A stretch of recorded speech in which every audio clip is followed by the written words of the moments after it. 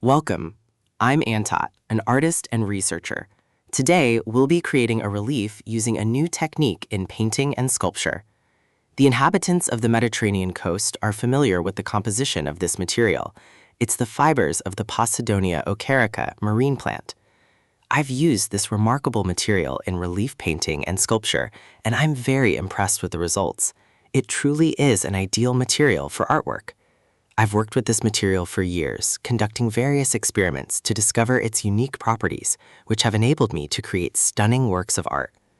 The secret of this material lies in its composition, and through my experiments, I've discovered that it interacts with natural materials, such as watercolors and water-based glue. Therefore, today, we'll be creating a portrait using watercolors and glue. Now we can draw the outline of the character on the board.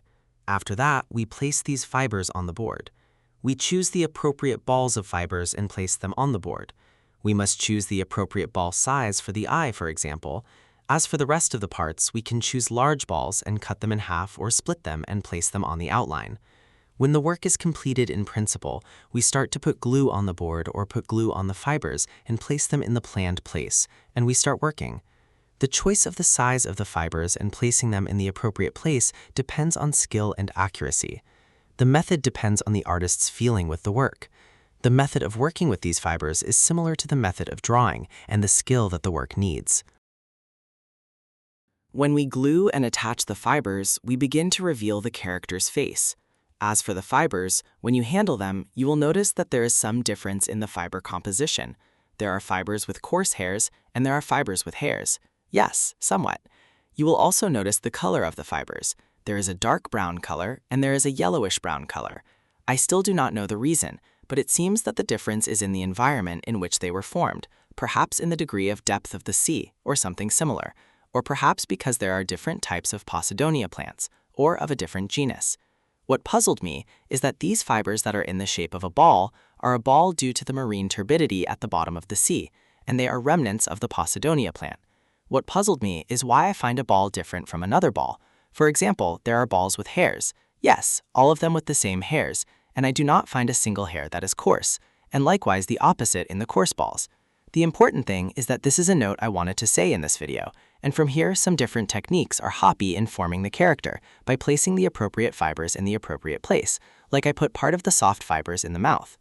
We start the work and move on to inspiration and searching for the story or theme that we will work on, so that the work is truly artistic, telling a theme and a story that will remain in the work forever. Let's create a character that aligns with the work and its composition. This is what I strive for in drawing and sculpture. I previously wrote a book explaining the method I call the spiritual formative movement of the body and artistic sculptures, interpreting it as the movement emanating from the mass, which is essentially a living entity. The artist is the one who senses this entity and draws inspiration from it to create a movement that resonates with its essence. The more the artist knows about this entity, its life, history, stories, and nature, the closer they can be to it in its kinetic form. They can become a mediator or interpreter, conveying a message that resonates with the artist's own nature. Here, we can sit with the material, the mass the artist wants to work with, in a kind of encounter. This encounter is fundamental to the commencement of the work. It involves a formal study of the material and what form best suits this mass. This study facilitates the artist's work and makes the mass appear closer to its reality. Well, now that I'm working, the idea is becoming clearer. I'm going to paint a beautiful figure. And because the color of Posidonia fibers, a yellowish-brown, is the color of European hair.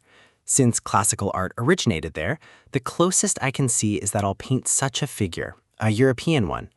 And artist feelings are usually reflected in a painting. I've noticed this in my own work.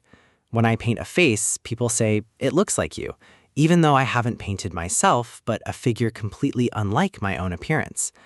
Here, I realize that there's an emotion within the artist that they can't control. As we know, humanist art originated in Europe, a fact no one can deny. Moreover, I believe that the most beautiful and complete figure is the European one.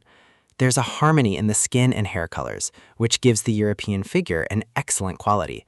We see this in the work of the Dutch artist Reburn, whose paintings are beautiful, even though he painted himself as an old man. The color of his skin, eyes, and hair in this painting was very appealing to him, despite the simplicity of the work. He portrayed the figure in its entirety, an embodiment of beauty. So we decided to draw the European character, using the natural hair color of Posidonia, which represents the natural hair color without dye. Do I have to draw a beautiful person based on what I see? No. Beauty lies in a person's features, in their suffering. Sometimes this is reflected in their facial expressions, sometimes in their gaze, or in their smile, or in their sadness, or even their fear. Simply put, the features that tell us about the person we see allow us to understand their true nature. Perhaps we don't express it, or perhaps we do express it and explain our perspective on them, and that's where the beauty of the work lies. Now, as you can see, we have colored the figure after the fibers were fully attached to the sketch. The process of attaching the fibers to the sketch depends on skill. We must place the fibers artistically, ensuring the strands are close together and flow smoothly in one direction. Now we color these fibers. It's best to use watercolors or acrylic paints. I use dye or watercolor with added glue and varnish, which makes it a strong, cohesive color. Every artist has their own way of using color. As you can see, and as I explained earlier, the pinkish skin tone makes the image attractive, even though the figure appears somewhat sad and aged. Also, as you can notice, the natural color of the fibers resembles European hair color. However, the work is not just about a European figure. No, I want the image to have something special. What is that? I will make the figure appear like a portrait from afar, not a sculpture. Only when you get close or touch it will you realize it's a relief sculpture. How will we do that? We will use Da Vinci's technique of optical illusion, which involves shading the relief face with colors, giving it the appearance of a portrait from a distance. This will give the image a captivating quality for the viewer. There's also something unique about this painting. It can be viewed in different ways. When we stand next to the painting, we will see the figure turn to the left, and if we stand under the image, we will see the figure looking upwards. With these features, the painting becomes a unique and beautiful work of art. There is also something beautiful about putting colors on fibers. You will notice that the fibers make the color brighter and more beautiful. As you can see in the picture, the color appears on these fibers as if it were raised colors, like painting with a knife. This feature is what makes the artist comfortable with his work and feel that his work has elevated him to the form he wishes to paint. It is the magic of fibers, the magic of Posidonia. The appropriate material in the painting work is what elevates the work to creativity.